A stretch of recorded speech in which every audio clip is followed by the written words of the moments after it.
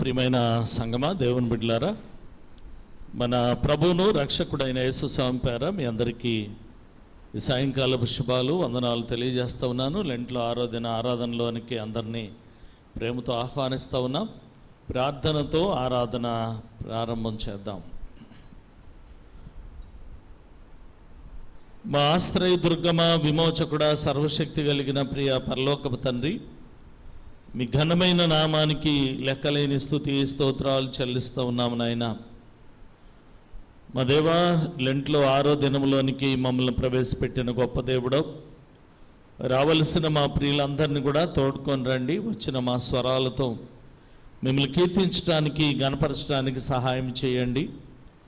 ఈ ఆరాధన అంతా కూడా ఆది నుండి అంతం వరకు మీకు మహిమకరంగా, చేరే అల్లర్లకు దీవెనకరంగా ఉండనట్లు మీరు మాతో ఉండి నడిపించి సహాయం చేయమని యేసు నామములో అడిగి వేడుకొనుచున్నాము తండ్రి, ఆమేన్. దయచేసి కూర్చోనండి. పాడుతూ దేవుని మహింపరుస్తూ సాయంకాల ఆరాధనలోనికి ప్రవేశిద్దాం.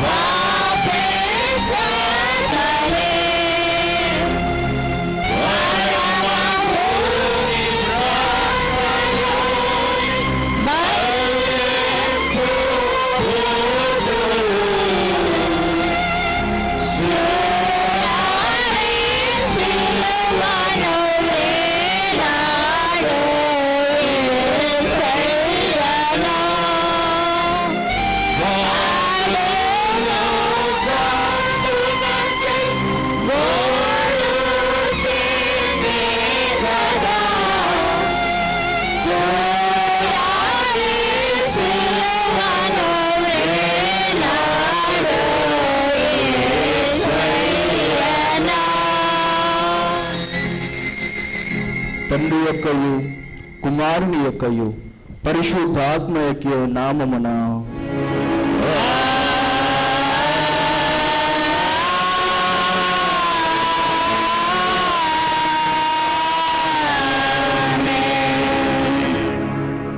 ప్రభువా, నా పెదవులను తెరువుము.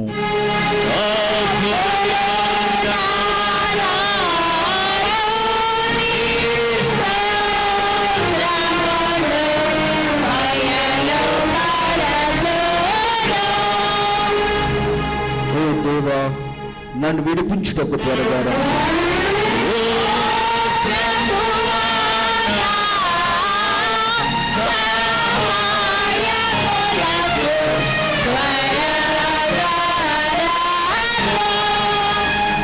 తండ్రికిని, కుమారునికిని, పరిశుద్ధాత్మకిని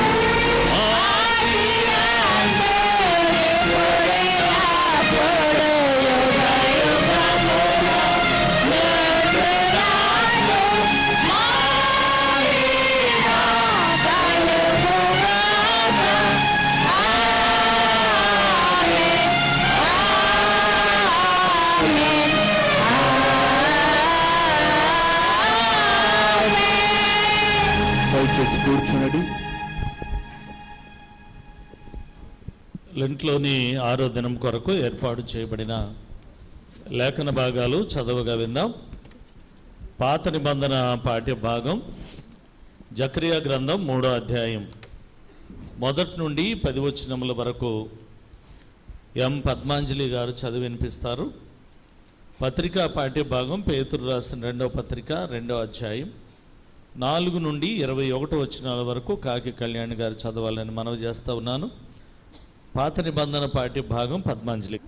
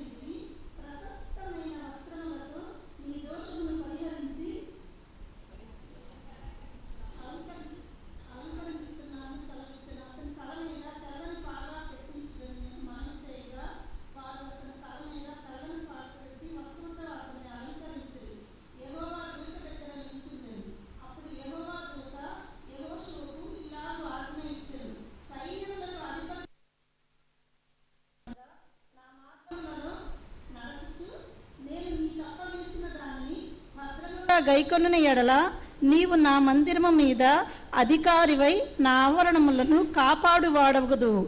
మరియు ఇక్కడ నిలవబడి వారికి కలిగినట్లు నా సన్నిధిని నిలుచు భాగ్యము నీకిత్తును.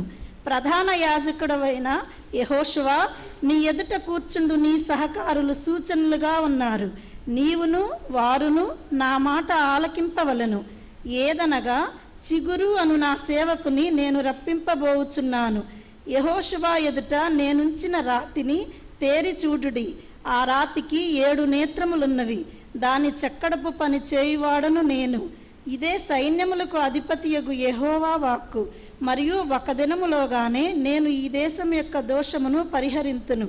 ఆ దినమున ద్రాక్ష చెట్ల క్రిందను అంజూరపు చెట్ల క్రిందను కూర్చుండుటకు మీరందరూ ఒకరినొకరు పిలుచుకొని పోవుదురు. ఇదే సైన్యములకు అధిపతియగు యెహోవా వాక్కు. పాత నిబంధన పాఠ్యభాగము ఇంత పర్యంతం. ఓ ప్రభువా, మమ్మను కనికరించు. చేయబడిన పత్రిక పాఠ్యభాగము పేతురు రాసిన 2వ పత్రిక 2వ అధ్యాయము 4వ వచనం నుండి 21వ వచనం వరకు. పేతురు రాసిన 2వ పత్రిక 2వ అధ్యాయము 4వ వచన ప్రారంభము. దేవదూతలు పాపము చేసినప్పుడు దేవుని వారిని విడిచిపెట్టక పాతాళ లోకమందలి కటిక చీకటి గల బిలాములోనికి త్రోసి తీర్పుకు కావలి ఉంచబడుటకు వారిని అప్పగించును. మరియు ఆయన పూర్వకాలమందున్న లోకమును విడిచిపెట్టక భక్తుల సమూహం మీదకి జలప్రళయమును రప్పించినప్పుడు నీతిని ప్రకటించిన నోవాహును మరి 7 కాపాడెను. మరియు ఆయన సొదొమ గొమొరలను పట్టణములను భస్మం చేసి ముందుకు భక్తిహీనులు గలవారికి వాటిని దృష్టాంతముగా ఉంచుటకై వాటికి నాశనము విధించి దుర్మార్గులు తమ కామ వికారయుక్తమైన నడవడి చేత బహు బాధపడిన నీతిమంతుడు లోతును తప్పించెను. ఆ నీతిమంతుడు వారి మధ్యన కాపురముండి తాను సూచించిన వాటిని బట్టి వినిన వాటిని బట్టి వారి అక్రమమైన క్రియల విషయంలో దినదినము నీతి గల తన మనసును నొప్పించుకొనుచూ వచ్చెను.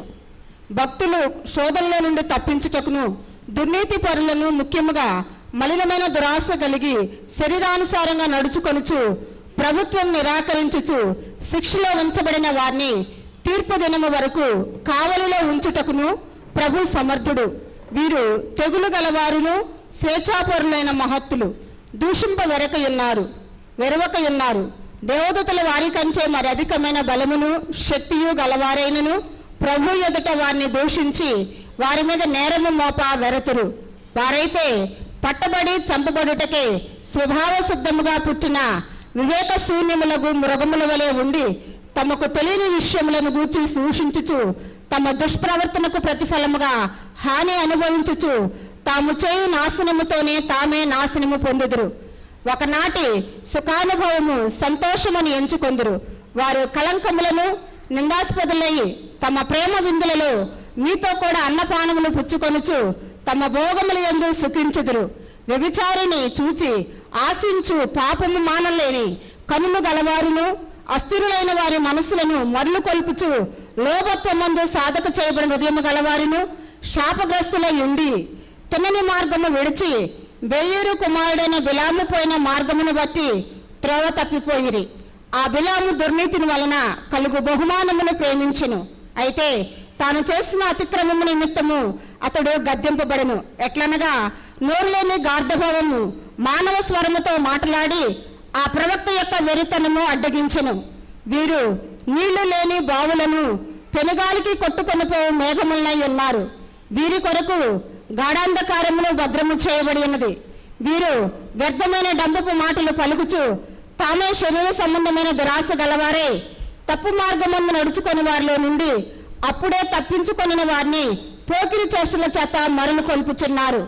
తామే భ్రష్టత్వమునకు దాసులై ఉండి అటివారికి స్వాతంత్రం యుక్తమని చెప్పుదురు. ఒకడు దేని వలన జయింపబడునో దానికి దాసులగును కదా. వారు ప్రభువుని రక్షకుడనైన యేసుక్రీస్తు విషయమైన అనుభవ జ్ఞానము చేత ఈ లోక మాలిన్యములను తప్పించుకొనిన తరువాత మరలా వాటిలో చిక్కబడి వాటి చేత జయింపబడిన వారి కడవరి స్థితి మొదటి స్థితి కంటే మరి చెడ్డదగును. వారు నీతి మార్గమును అనుభవపూర్వకముగా తెలుసుకొని తమ అప్పగింపబడిన పరిశుద్ధమైన ఆజ్ఞ నుండి తొలగిపోవుటకు ఆ మార్గమును అనుభవపూర్వకముగా తెలియక ఉండుటయే వారికి మేలు. పరిశుద్ధ గ్రంథములను దేవుని వాక్యము ఇంత పర్యంతం. ఓ ప్రభువా మమ్మల్ని కనికరించుము. ఈరోజు మనం ధ్యానించే అంశం శుద్ధీకరణ అనే అంశంతో మరి వాక్యాన్ని అందించడానికి నేను సిద్ధంగా ఉన్నాను. వాక్యానికి ముందు ఆంధ్ర క్రైస్తవ కీర్తన పుస్తకంలో నుండి 198వ కీర్తన పాడుతూ దేవుని మహింపరుస్తూ వాక్య ధ్యానంలోనికి ప్రవేశిద్దాం.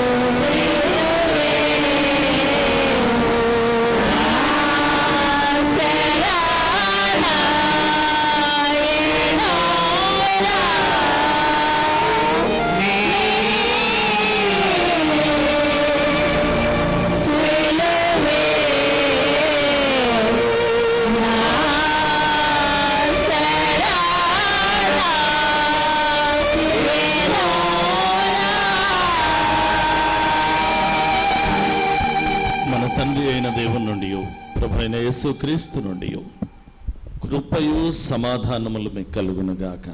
ఆమేన్. దయచేసి కూర్చోనండి. ప్రభునందు ప్రియమైన సంగమ, దేవుని బిడ్డలారా, మన ప్రభువును రక్షకుడైన యేసు స్వామి పేర మీ అందరికీ ఈ మండల కాల శుభాలు, వందనాలు తెలియజేస్తూ ఉన్నాను. ఈ మండల కాల ధ్యానాలలో 6వ దినమునకై మనకిచ్చినటువంటి అంశం శుద్ధీకరణ. కొద్ది సమయం ధ్యానం చేయడానికి గాను పరిశుద్ధ గ్రంథంలో నుండి జకరియా గ్రంథం 3వ అధ్యాయం 3వ వచనాన్ని ఒకసారి చదువుకుందాం.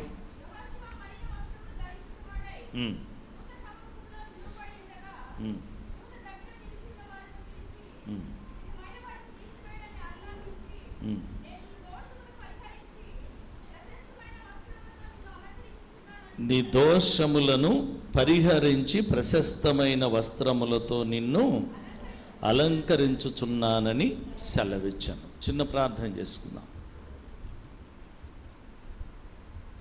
మా ఆశ్రయదుర్గమా, విమోచకుడా, సర్వశక్తి కలిగిన ప్రియ పరలోకపు తండ్రి, మీ ఘనమైన నామానికి లెక్కలేని స్తుతి స్తోత్రాలు చెల్లిస్తూ ఉన్నాను. ఈ మండల కాల ధ్యానాలలో 6వ దినములోనికి మమ్మల్ని ప్రవేశపెట్టిన గొప్ప దేవుడు, ఇంత దనుక కీర్తనల ద్వారా, సాయంకాలపు ఆరాధన ద్వారా మిమ్మల్ని మహింపరుస్తూ వచ్చాం.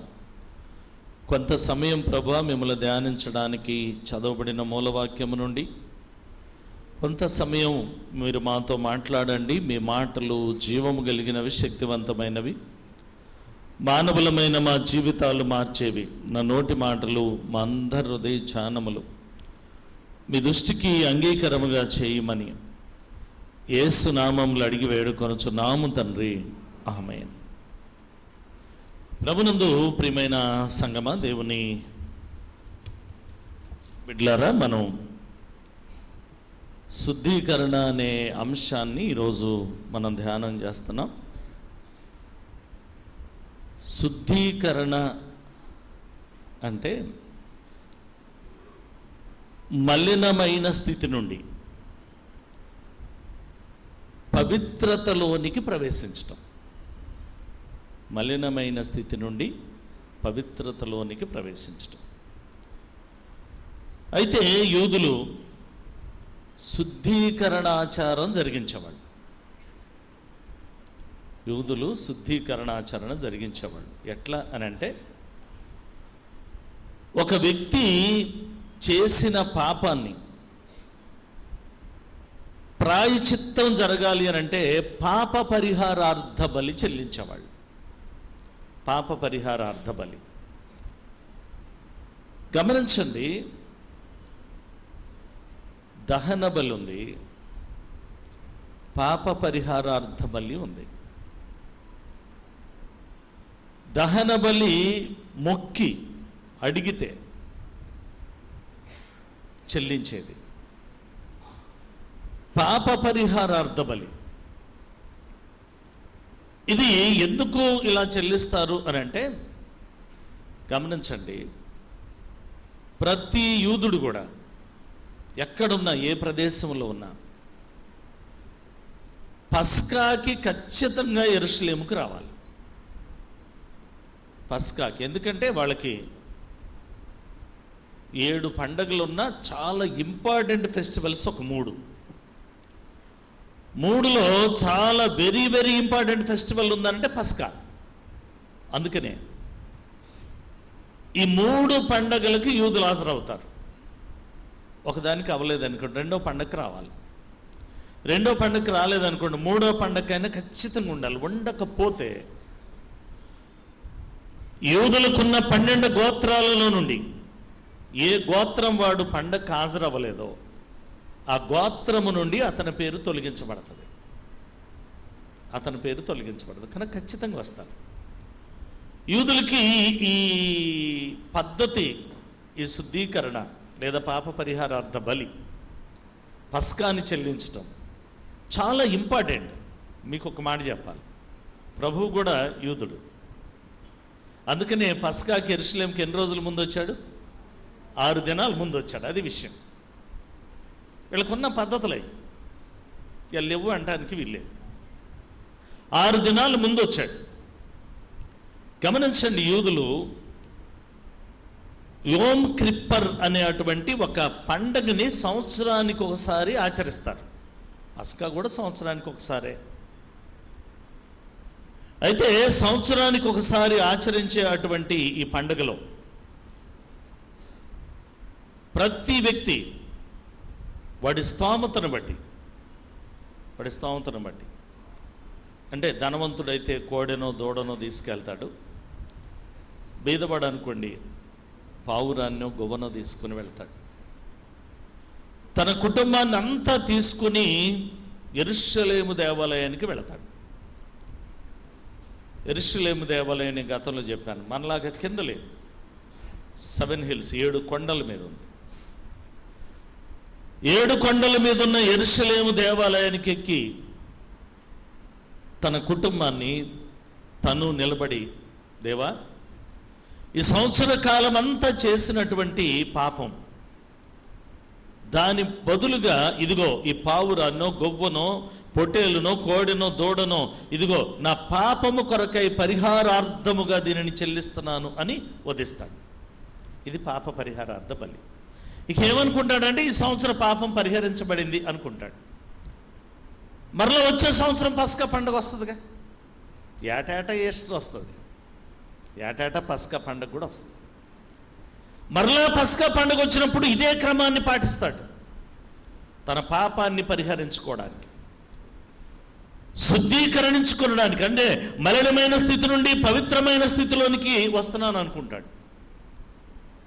మరి ఏటేటా పస్కా వస్తుంది, ఏటేటా ఒక పశువుని పాప పరిహారార్థ బలిగా వధిస్తాడు. మరి ఈ పాపానికి ఫుల్ స్టాప్ ఎప్పుడు? ప్రతి సంవత్సరం ఇలాగే చెల్లిస్తామా? అందుకనే ఈ రోజున మనకున్నటువంటి పాఠాలలో జకర్యా చిన్న ప్రవక్తలలో ఒకడు. ప్రభునందు ప్రియమైన సంగమ దేవుని బిడ్డలారు, గమనించండి, జకర్యా గ్రంథం అంతా కూడా తీర్పు సంబంధమైన భాషతో నిండి ఉంది. తీర్పు సంబంధమైన భాషతో. ఎందుకంటే మొద్దుబారిన భుజాలను, మూసిన కన్నులను, రాయిలా బండబారిన హృదయాలలోనికి చొచ్చుకొని పోయేటువంటి కఠినమైన దివ్యమైనటువంటి భాషని ఇదిగో ఇక్కడ ఉన్నటువంటి గ్రంథకర్త జకర్యా ప్రవక్త వాడాడు. చాలా కఠినమైన భాషను వాడుతూ ఉన్నాడు. జకర్యా ఒక దర్శనాన్ని చూశాడు. ఆ దర్శనములో యెహోషువ కనిపించాడు. పక్కనే సాతాను ఫిర్యాదు చేయడానికి సంసిద్ధంగా ఉన్నాడు. ఈ దర్శనములో జకర్యా గమనించింది ఏంటి అని అంటే, మీరు యెహోషువ అనగానే మోషే తర్వాత నాయకత్వం వహించిన యెహోషువ కాదు, మీరు గుర్తుపెట్టుకో. మోషే ది గ్రేట్ లీడర్. మోషే తర్వాత నాయకత్వం ఎవరికి అప్పగించబడింది? యెహోషువకి అప్పగించబడింది. యెహోషువలు బైబిల్లో ఉన్నారు చాలామంది. ఈయన యాజకత్వం చేసే అటువంటి తరగతిలో క్రమంలో 9వ తరగతికి చెందినటువంటి యెహోషువ. ఇది గుర్తుపెట్టుకోవాలి. అబియా ఉన్నాడు, 23వ తరగతికి చెందిన యాజకుడు. ఈయన కూడా 9వ తరగతికి ఆ క్రమంలో ఉన్నటువంటి యాజకుడు. అయితే ఇతని యాజకం కాక మునుపు ఆయన దోషాలను గురించి ఇక్కడ 3వ వచనంలో మాట్లాడుతున్నాడు. నీ మలిన వస్త్రములు లేదా మైల బట్టలను, నీ దోషములను పరిహరించి ఏమిస్తాడంట? ప్రశస్తమైన వస్త్రములతో అలంకరిస్తాను అంటున్నాడు. తలపైన తెల్లని పాగా పెడతాను అంటున్నాడు. ఈ రోజున్న మనకి పత్రిక పాఠ్య భాగం కూడా భక్తిహీనుల సమూహం మీద, భక్తిహీనుల సమూహం అనే దగ్గర ఏం రాశాడంటే ఫుట్ నోట్ వేశాడు. దానికి అర్థం ఏమిచ్చాడు తెలుసా? ఈ లోకం మీద జలప్రళయాన్ని పంపించే ముందు ఏముంది? నీతిని ప్రకటించినటువంటి నోవాహును మరియు 7. అంటే ఇప్పుడు ఎంతమంది మొత్తం? 8. అక్కడ బాగా గమనించాలి. నోవాహును మరియు 7. అర్థమైందిగా? నోవాహుతో కలిపి ఎంత? 8 మంది. ఇది విషయం. వీళ్ళని రక్షించాడు. కారణం ఏంటో తెలుసా? ఈ విధంగా జీవించడానికి జలప్రళయాన్ని మన ముందు దృష్టాంతంగా ఉంచాడు. ఎందుకంటే రానున్న కాలంలో ఉన్నటువంటి భక్తిహీనులకి ఈ కార్యాలు, ఈ సంఘటనలు దృష్టాంతముగా ఉండడానికి. జకర్యాకి కలిగినటువంటి దర్శనములో ఏం చూశాడు అని అంటే, ఈ 3:3లో యెహోషువ మలిన వస్త్రములు ధరించిన వాడై దూత సమూహములో నిలబడి ఉండగా దూత దగ్గర నిలిచి ఉన్న వారును పిలిచి ఇతని మైల బట్టలను తీసివేయుడని ఆజ్ఞాపించి, నేను నీ దోషములను పరిహరించి ప్రశస్తమైనటువంటి వస్త్రములను నీకు ఇస్తాను, అలంకరిస్తాను. ఈ దేవుడు ఇవ్వాల్సింది. ఎందుకంటే జకర్యా చిన్న ప్రవక్తలలో ఒకడు. యూదులు బబులోను చెరలో ఉన్నప్పుడు జన్మించినటువంటి యూదులు 70 సంవత్సరాలు బబులోను చెరలో ఉన్నారు. ఆ టైంలో జన్మించాడు. ప్రభునందు ప్రియమైన దేవుని బిడ్డలారా, జకర్యా అనే మాటకి ఇచ్చిన అర్థం యెహోవా జ్ఞాపకం చేసుకుంటాడు. యెహోవా జ్ఞాపకం చేసుకుంటాడు. ఎందుకు అనంటే, మీరు బాగా గమనించండి ప్రభునందు ప్రియమైన దేవుని బిడ్డలారా, నీకున్నటువంటి మలిన వస్త్రములు, మైలబడిన దుస్తులని తీసివేయాలి అని అంటాడు. కడగాలంటాడు. ఆఫ్ కోర్స్ పైనున్న వస్త్రములు మురికితోనో మైలముతోనో ఉంటే అవి పోతే మనం శుద్ధీకరణ లేకపోతే పవిత్రులు అవం. హృదయం కడగబడాలి. అందుకనే ప్రభునందు ప్రియమైన సంగమా దేవుని బిడ్డలారా గమనించండి, ఆత్మ సంబంధంగా మనం చూస్తే కనుక స్వాభావికంగా మనందరికీ ఉన్నవి మురికి బట్టలే. మనందరికీ ఉన్నవి మురికి బట్టలే. ఒకసారి మీరు యెషయా గ్రంథానికి రండి. యెషయా గ్రంథం 64వ అధ్యాయంలోకి వస్తే చాలా మంచి విషయాన్ని మనం అక్కడ చూడగలుగుతాం. యెషయా గ్రంథం 64వ అధ్యాయం 6వ వాక్యాన్ని చదువుదాం. మేమందరము అపవిత్రుల వంటి వారమైతిమి, మా నీతి క్రియలన్నీ మురికి గుడ్డల వలె ఆయను, మేమందరము ఆకువలే వాడిపోతిమి, గాలివాన కొట్టుకొని పోవునట్లుగా మా దోషములు. అది సంగతి. పరిహరించబడాల్సిందేంటో తెలుసా? నీ పైనున్న వస్త్రాలు కాదు, నీ అంతరంగములో. ఇదిగో మన నీతి ఒకవేళ ఉంది అనంటే దేవుని ఎదుట మురికి వస్త్రాలని బైబిల్ చెప్తుంది. అంతరంగం కడగబడాలి. అంతరంగం కడగబడాలి. ప్రభునందు ప్రియమైన సంగమా దేవుని బిడ్డలారా గమనించండి, అంతరంగం కడగబడితే నీతి వస్త్రాలు దేవుడిచ్చాయి. మీకు ఒక మాట చెప్తాను. ప్రపంచానికే ప్రభు చెప్పినటువంటి పారబుల్స్లో వన్ ఆఫ్ ద పారబుల్, ప్రపంచానికే వన్నెకెక్కిన పారబుల్ ఒకటి ఉంది. దాని గురించి నేను ఎక్కువ మాట్లాడినారు, నాకు ఉంది ఆ లెసన్, అందుకే ఎక్కువ మాట్లాడు. రెఫరెన్స్ గుర్తు చేస్తాను. ది లాస్ట్ సన్, తప్పిపోయిన వాడు.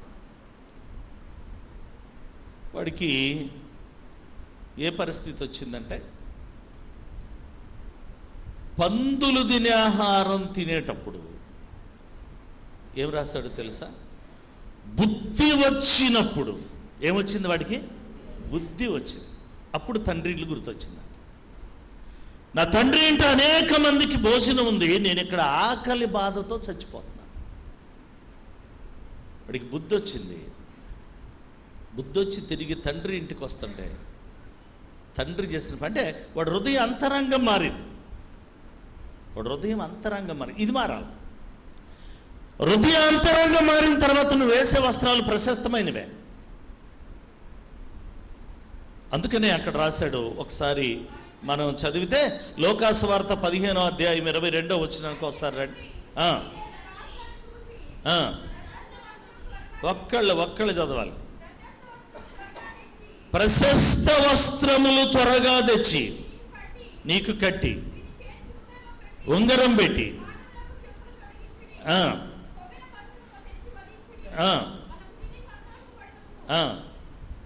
చదువు. ఈయన కుమారుడు స్పిరిచువల్ డెడ్, ఆత్మీయంగా చచ్చి మారు మనసు పొంది మరలా బ్రతికాడు. ఇడు చచ్చిపోయి మరలా బ్రతికాడు. ప్రభునందు ప్రియమైన దేవుని బిడ్డలారా, దేవునికి ఇష్టం లేని కార్యాల్లో క్రీస్తులో మనం చనిపోవాలి. రీబౌండ్, కొత్తగా నువ్వు జన్మించాలి. నీ అంతరంగం శుద్ధీకరించబడాలి. ఇప్పుడు చెప్తున్నాడు దేవుడు, జకరియా, నీ మలినమైన వస్త్రములను, మైలముతో ఉన్న బట్టలను, నీ మనస్సు మారితే ఇదిగో పరిచర్య కొరకై నిన్ను యాజకునిగా దేవుడు ఏర్పాటు చేసుకుంటాడు. మారితే అంతరంగం మారితే యాజకుని పని చేయడం చాలా ఈజీ. ఎందుకో తెలుసు? హృదయం మారాలి. అంతరంగం మారకుండా మనం ఏం చేసిన ప్రయోజనం ఏముంది? ఒకసారి నిందించుకోవాల్సి వస్తుంది. మీకు సంగతి చెప్తాను. ఆంధ్ర క్రైస్తవ కీర్తనలు రాసినటువంటి మహానీయులలో ఒకడు పురుషోత్తం చౌదరి. నిష్ఠ కలిగిన బ్రాహ్మణ కుటుంబంలో పుట్టినవాడు. ఆ ఇంట్లో తడి మడి, సూర్య నమస్కారం, తులసి నమస్కారం, వేద మంత్రాలు వల్లించేటువంటి కుటుంబంలో పుట్టాడు. బెంగాలీ బ్రాహ్మణుడు. ఆయన పేరు పురుషోత్తం, ఇంటి పేరు చౌదరి. ఇలాంటి వాడు మిషనరీల యొక్క బోధ ద్వారా ప్రభువుని ఆకర్షించబడి క్రీస్తులోకి వచ్చాడు. ప్రభువుని అంగీకరించాడు.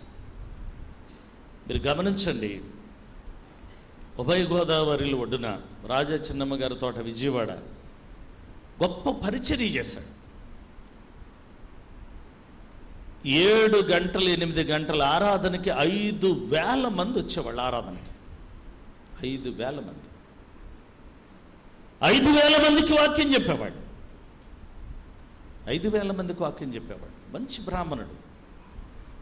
అందుకనే పురుషోత్తం చౌదరి, ఈరోజు మనం వాడుకున్న శెట్టి భానుమూర్తి, పులిపాక్ష జగన్నాథం బ్రాహ్మణ కుటుంబం నుంచి వచ్చినాడు.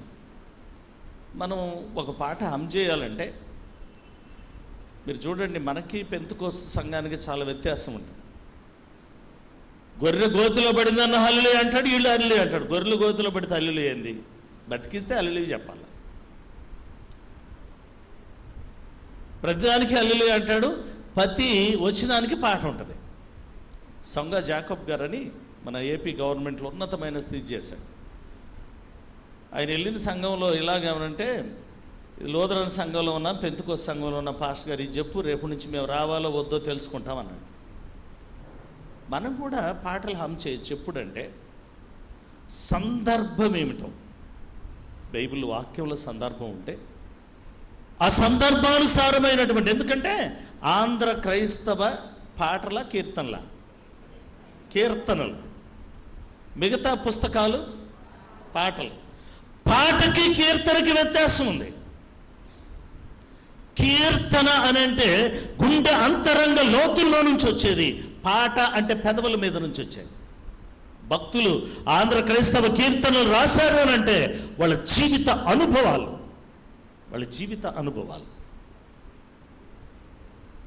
ఉభయ గోదావరి ఒడ్డున 5,000 మందికి వాక్యం చెప్తున్నటువంటి పురుషోత్తం చౌదరి సంఘములో ఉన్నటువంటి స్త్రీ వ్యామోహంలో పడి పాపంలోకి వెళ్ళిపోయాడు. నన్ను చూడటం లేదులే అనుకుంటున్నాడు. ఒకవైపున పాపం చేస్తున్నాడు, మరొక వైపున పరిచర్య చేస్తున్నాడు. దేవునికి చాటైనది, మరుగైనది ఈ భూలోకంలో ఏమైనా ఉందా? ఇప్పుడు కూడా మీరు చూడండి, పురుషోత్తం చౌదరి ఫోటో విగ్రహాన్ని మనం చూస్తే బుర్రమిసాలతో మంచి హైట్ ఉండి పంచాలాల్సితో ఉన్నటువంటి తెలుగుతనం ఉట్టిపడే విధంగా కనపడే అటువంటి విగ్రహం పురుషోత్తం చౌదరి. తెల్లని వస్త్రాలు వేసుకోవచ్చు, లోపల మలినం ఉంది. పైకి వస్త్రాలు తెల్లవే. మలినం పవిత్రం అవ్వాలి, హృదయం శుద్ధీకరించబడాలి. ఒక రోజున పురుషోత్తం చౌదరి పాపము చేయకు అనే అంశం చెప్పాల్సి వచ్చిందంట. దీనికి అర్హుడేనా మరి? ఎట్లవుతాడు? పోడియం మీదకి వచ్చి నిలబడ్డాడంట. నిలబడి పాపము చేయకనే అంశాన్ని ఆయన చెప్పిన తర్వాత హృదయ అంతరంగ లోతుల్లో నుండి ఒక శబ్దం, దాన్ని అంతరంగ పురుషుడు అంటామే, క్వశ్చన్ చేయటం మొదలుపెట్టాడు. పురుషోత్తం చౌదరి, నువ్వు పాపం చేస్తా, ఎదుటి పాపం చేయొద్దని ఎలా చెప్తావే? నీకు మనసాక్షి ఉందా బోధించడానికి? ఇన్నర్ మ్యాన్, అంతరంగ పురుషుడు మాట్లాడటం మొదలుపెట్టాడు. పురుషోత్తం చౌదరికి షవరింగ్ వస్తుంది, వేసుకున్న లాల్సీ తడిసిపోతుంది. కూర్చున్న 5,000 మంది ప్రజలకు అర్థమవుతుంది, అయ్యో అయ్యగారికి ఏమైంది, ఆరోగ్యం లేదా, హెల్త్ బాగాలేదా, షవరింగ్ వస్తుంది, వణిగిపోతున్నాడు, మాట తడబడుతుంది, ఏమవుతుంది అని ఆలోచన చేస్తా ఉన్నప్పుడు చెప్పలేక వాక్యాన్ని ఈ పోడియం మీద నుంచి దిగి నడుచుకుంటూ మండు టెండలో మే మాసంలో గోదావరి ఒడ్డుకి వెళ్ళిపోయాడంట. సంఘములో కలకలాలు మొదలైనాయి. ఏమైంది ఈయనకి, ఏమైంది ఈయనకి అని.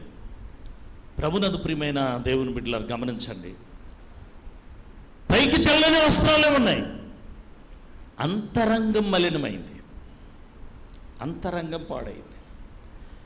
శుద్ధీకరణ అంటే అంతరంగం శుద్ధీకరించబడి పవిత్రతలోనికి రావాలి. ఇది కావాలి దేవునికి. పైన వస్త్రాలు తెల్లగా ఉతికితే ఉపయోగంలే, అంతరంగాన్ని కడగాలి. మే మాసములో గోదావరి ఒడ్డున మోకరించినటువంటి పురుషోత్తం చౌదరి ప్రార్థన చేయటం ప్రారంభించాడు. దేవా, ఒక బ్రాహ్మణ కుటుంబంలో నుంచి నేను నీ పరిచర్యకు వచ్చి దివ్యమైన పరిచర్య నాకు ఇచ్చావు. ఈ రోజున పాపములో పడి పరిచర్యలో జీవించిన అంతరంగం పాపముతో, పాప భూయిష్టంతో నిండి ఉంది. ఒకవేళ మనం నీతిమంతులం అనుకుంటే అది దేవుని ఎదుట అది ఎలాంటిదంట, మురికి గుడ్డలు, ప్రయోజనం లేదంట. అంతరంగం క్లీన్ చేయబడాలి. కన్నీరు గారుస్తున్నాడంట, రిపెంటెన్స్, పశ్చాత్తాపడుతున్నాడు. సాయంత్రం 3 గంటల వరకు మండు టెండలో ఇసుక బిందువుల మీద మోకరించి కన్నీరు గార్చినటువంటి పురుషోత్తానికి పాపములో ఉన్నప్పుడు ఏ అంతరంగ పురుషుడైతే నువ్వు చేస్తుందా పాపం, నువ్వు ఎలా చెప్తావయ్యా పాపం చేయొద్దని ప్రశ్నించిన అంతరంగ పురుషుడు మధ్యాహ్నం 3 గంటల వరకు మోకరించినటువంటి పురుషోత్తం చౌదరికి హృదయ అంతరంగ లోతుల్లో నుంచి ఒక శబ్దం వినపడుతుందంట. మై డియర్ సన్ పురుషోత్తం, నీ పాపాలు పరిహరించుతాను, నేను శుద్ధీకరించబోతున్నాను, ఇక పాపం చేయొద్దు, వెళ్ళి పరిచర్య చేయి. హృదయం తేలికైందంట. పురుషోత్తం చౌదరి, శెట్టి భానుమూర్తి, పులిపాక జగన్నాథం వీళ్ళంతా కవులండి. రావూరి రంగయ్య, రావూరి రత్నం, రావూరి రత్నం గారి ఫ్యామిలీ, వాళ్ళ పిల్లలు ఎక్కడ ఉన్నారు తెలుసా మీకు? క్రీస్తే సర్వాధికారి రాసింది ఎవరు? రావూరి రంగయ్య. సంతోషం ఉండే ఇంటి పక్కే ఉంటారు వాళ్ళ ఫ్యామిలీ, వాళ్ళ పెద్ద కొడుకు చనిపోయాడు. నేను పొన్నూరు చేసేటప్పుడు వాళ్ళ కుమార్తె అక్కడ ఉండేది. వీళ్ళు కవులు. ఉన్న జీవిత విధానాన్ని నిలబడి పాడగలిగినటువంటి వాళ్ళు. 3 గంటల వేళ ఒక్కసారి మోకాళ్ళు వైపు చూస్తే మోకాళ్ళు ఇసుక బిందువుల చేత రక్తచిత్తముగా మార్చబడి హృదయమంతా వేదనతో నిండింది. తేలికై తిరిగి దేవాలయం దగ్గరికి, ఆ మందిరం దగ్గరికి వస్తా 319వ కీర్తన మన ఆంధ్ర క్రైస్తవ కీర్తనల్లో ఉంది కదా, దాన్ని ఒక చరణం ఆయన ఏమంటాడు తెలుసండి? సకలము చూచెడి దేవుని కంటికి చాటుగా జరిగేడి పని ఏది? దేవుడు సకలాన్ని చూస్తున్నాడు. అందుకే బైబిల్లో రాయబడింది, సృష్టికర్త యొక్క కంటికి సృష్టములో కనపడనిది ఏదైనా ఉందా? లేదు. సకలము చూసే దేవుని కంటికి నేను చాటుగా చేసే పని మరుగై ఉంటుందా? దేవా, నువ్వు నన్ను క్షమించావు, నా పాపాలు పరిహరించావు, మరలా పరిచర్యకి వెళ్ళమని చెప్తున్నావు. అందుకనే 1వ వచనం 2వ చరణంలో అంటాడు, ఇది దేవుని దయ, ఇది క్రీస్తుని ప్రియ, ఇది విమలాత్ముని గుణమనుచు. పాపినైనా నన్ను పరిహరించి మరలా నీ వెళ్ళి పరిచర్య చేయమన్నాడంటే ఇది దేవుని దయ, దేవుని ప్రియ, విమలాత్ముడైనటువంటి దేవుని దయ ఇది అని పాడాడు. కనుకనే వస్త్రాలు శుభ్రంగా, మన వస్త్రాలను గురించి మాట్లాడుతూ ఉన్నాడు. ఇవి శాశ్వతమైనవి కాదు అని మాట్లాడుతున్నాడు. అందుకనే ప్రభునందు ప్రియమైన దేవుని బిడ్డలారా, మనము ధరించవలసింది ఏంటనంటే అంతరంగ శుద్ధి కావాలి. అంతరంగ శుద్ధి ఏటేటా చెల్లిస్తాడు. యూదుడు చెల్లించే అటువంటి పాప పరిహారార్థ బలికి అంతరంగ శుద్ధీకరణ లేదు. ఏటాట పాపం చేస్తాడు, ఏటాట పస్కా వస్తుంది, మరలా పాప పరిహారార్థ బలి చెల్లిస్తాడు.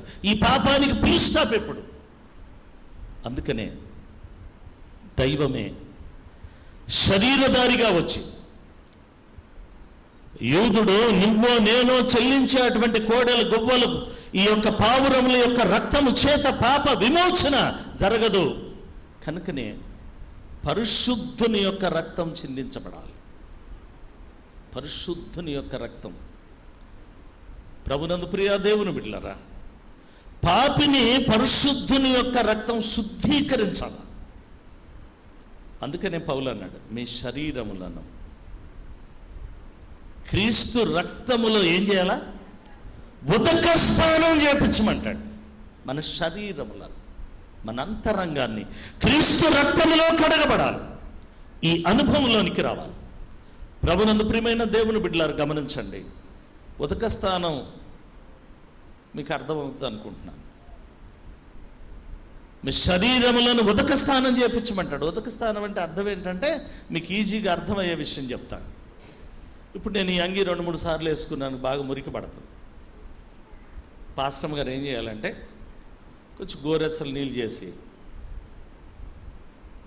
అంత సర్ఫేసి 1 గంటో అర్ధగంటో నానబెట్టిన తర్వాత అంగీని పైకి లేపితే ఏమవుతుంది? మురికంతా. ఇది ఉదకస్తాను. ఇది ఉదకస్తాను. క్రీస్తులో అయిన రక్తము చేత మన హృదయమును పవిత్రపరచబడాలి. ఇది శుద్ధీకరణ. గొర్రెల, మేకల, పొట్టేళ్లు, గువ్వల, పావురముల యొక్క రక్తముతో శుద్ధీకరించబడడు. ఇది యూదులు చేస్తున్నటువంటి క్రమం. దీనికైతే ఆ పాప విమోచన లేదు.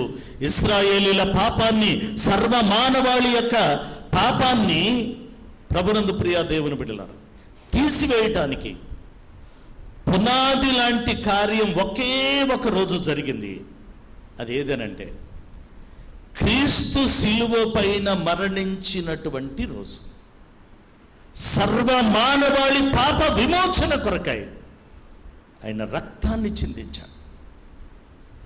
ఆకాశమునకు భూమికి మధ్యలో తన పవిత్రమైన ప్రాణాన్ని పనికి మాలిన కొయ్య మీద ప్రాణంగా పెట్టాడు. ఆయన పెట్టిన తర్వాతే సిలువకు విలువ వచ్చింది. అప్పుడు దక్కలేదు. సిలువ శిక్ష ఎవరికి? దొంగలకే. అప్పుడే ఆ సిలువకి విలువ వచ్చింది ప్రియులారా. ఆ సిలువకి విలువ వచ్చింది. కనుకనే క్రీస్తు రక్తములో మనం కడగబడాలి. మండలకాల ధ్యానాలు ఆత్మీయ జీవితంలో ఎదుగుటకు తప్పులేదు. తప్పులేదు. దీన్ని విమర్శిస్తున్నావు అని అంటే నీకు చరిత్ర తెలియదు. నీకు చరిత్ర తెలియదు అంటే సంఘం ఏమిటో నీకు తెలియదు. సంఘం ఏంటో తెలియదు. సంఘం తెలియాలి అంటే నువ్వు ఆది కాండంలోకి రావాలి. కోయనోనియా అనే అటువంటి పదం నీకు అర్థం అవ్వాలి. మీరు బాగా గమనించండి. బాగానోడికి ఇంట్లో ఏం వాడుకోవాలో కొన్ని మెడిసిన్స్ తెలుస్తాయి. తెలిసినంత మాత్రాన మెడికల్ టెర్మినాలజీ అంతా మనకు అర్థం అవుద్దా? అర్థం కాదు. మెడికల్ టెర్మినాలజీ అర్థమైనోడికి థిలాజికల్ టెర్మినాలజీ అర్థం అవుద్దా? మరి మనం లెంటన్ గురించి మాట్లాడితే ఎలాగా? మాట్లాడకూడదు. కొయినోనియా అనేటువంటి ఆదిమ అపోస్తుల కార్యములో ఆదిమ సంఘం ఆవిర్భవించింది క్రీస్తు శకం 2వ శతాబ్దములో. మండలకాల ధ్యానాలు ప్రారంభించబడినాయి. ఇది ప్రపంచం అనుసరిస్తున్న ఆరాధన. నేను ఒక్కడు కాదంటే కుదరదు, విమర్శించకూడదు. 40 దినాలు మాసం గడ్డాలు పెంచుకోరు అని విమర్శిస్తే ప్రయోజనం ఏముంది? వాడు గడ్డం పెంచుకున్నాడు, నేను కొరకమంటున్నాడా? ఆడే కొరుక్కుంటాడు రేపు. వాడు ఏం చేసినా మనం విమర్శించకూడదు. లెంట్ అనేది, ఉపవాసం అనేది వాడి పర్సనల్ లైఫ్ అండి. దేవునితో అతనికి ఉన్నటువంటి వ్యక్తిగతమైనటువంటి ఆరాధన. ఇది ఆదిమ సంఘం. క్రీస్తు శకం 2వ శతాబ్దంలో ఈ ఆరాధన ప్రారంభమైంది. ప్రతి ఒక్కడు వ్యక్తిగతమైనటువంటి దేవునితో అనుబంధాన్ని కలిగే కాలం ఇది. 40 రోజులేనా, 50 రోజులేనా? బైబిల్ వాక్యం అలా చెప్పలేదు. జీవితాంతం ఉండమంట. పురుషోత్తం చౌదరి గొప్ప భక్తుడే. ఏమైంది? అంతరంగం బాగా తప్పిపోయాడు, మరలా తిరిగి తరలి వచ్చాడు. ఆంధ్ర క్రైస్తవ లోకానికి అనేకమైనటువంటి ఉజ్జీవమైన పాటలు అందించాడు. కనుకనే వాక్యానికి లోబడాలి. 120 సంవత్సరాలు వాక్యాన్ని ప్రకటిస్తే ప్రజలు వినలేదండి. వినలా.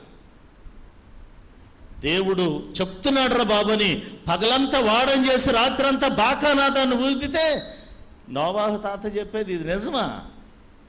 జలప్రళయం వస్తుందా? మనుషులు చచ్చిపోతారా? ఆకాశతూములు ఇప్పబడ్డాయని ప్రశ్నించారు. నిజమే జరిగిన రోజు ఎప్పుడు గుర్తొచ్చాడు దేవుడు తెలుసా? భూమి మీద నీటి మట్టం గొంతు వరకు పెరిగిన తర్వాత నోవాహు వాడ పల్లము వైపు పయనించటం మొదలైంది. అప్పుడు కేకలేస్తారు, నోవాహు తాత తలుపుది అని. ఒకే మాట చెప్పాడు, వాడ కట్టమనిన వాడు దేవుడు, కట్టినవాడిని నేను. వాక్యం ప్రకటించమని దేవుడు, ప్రకటించిన వాడిని నేను. బట్టి తలుపు తీయడానికి తలుపు వేసిన వాడు దేవుడు. దేవుడు వేసిన తలుపుని మానవుడు తీయలేడు. రానున్న కాలంలో పాప భూయిష్టతలో నివసించేవాడికి దుష్టాంతరముగా మీ జీవితాలు ఉండాలి అని ఈ విషయాలు మనకి నూతన నిబంధనలు కూడా రాశాడు. వాక్యము ద్వారా హృదయం శుద్ధీకరించబడాలి. వాక్యము ద్వారా పవిత్రంగా ఉండాలి. వాక్యము ద్వారా మనం పవిత్రతలోనికి రావాలి. అందుకే క్రీస్తు తన రక్తాన్ని చిందించాడు. తెల్లని వస్త్రములు ధరించుకున్న వీరెవరు అనంటే ఈ 1000 మంది ప్రజలు గొర్రెపిల్ల రక్తములో తన వస్త్రములను శుద్ధి చేసుకునినవారు. ఆ స్థితికి రావటమే శుద్ధీకరణ ఆత్మీయ జీవితం. అలాంటి కృపా పరిశుద్ధాత్మ దేవుడు మనందరికీ అనుగ్రహించునుగాక. ఆమేన్. సమస్త జ్ఞానమునకు మించిన దేవుని సమాధానం యేసుక్రీస్తు వలన మీ హృదయములకు తలంపులకు కావలి ఉండునుగాక.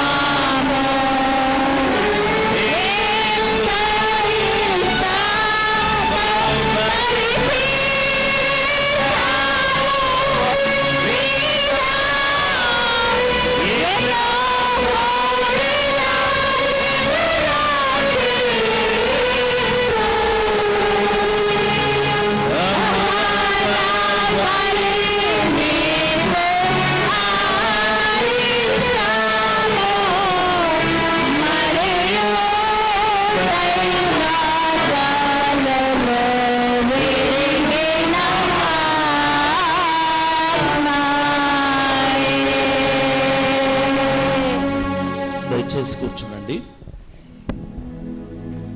ప్రభునందు ప్రియమైన దేవుని బిడ్డలారా, గమనించండి.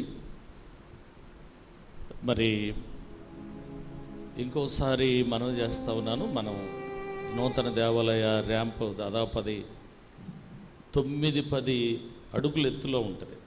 పిల్లలు దానిపైకి వెళ్తూ ఉన్నారు. పేరెంట్స్ మీ పిల్లల్ని కొంచెం జాగ్రత్తగా చూసుకొని మీ హ్యాండ్ ఓవర్లో పెట్టుకోవాల్సిందిగా ప్రేమతో మనవి చేస్తూ ఉన్నాను. చైర్స్ కూడా ఎల్ఈడి స్కీమ్స్కి అసలు అడ్డం పెట్టొద్దు. చక్కగా ఒక క్రమ పద్ధతిలో వేసుకుంటే వెనకోళ్ళకు కూడా జరుగుతున్న ఆరాధన చూడటానికి అవకాశం ఉంటుంది. రేపు మనకి వాక్యాన్ని అందించేవాళ్ళు మన ప్రియులు శ్రీ ఎస్ ఎలీషా గారు రేపు మనకి దైవ సందేశాన్ని అందిస్తారు. ఈ విషయాన్ని గమనించవలసిందిగా మనవి చేస్తూ ఉన్నాను. మరోసారి గుర్తు చేస్తూ ఉన్నా, మనం ఈ లెంట్లో ఏదైతే మీరు ఫాస్టింగ్ ఫాలో అవుతూ ఉన్నారో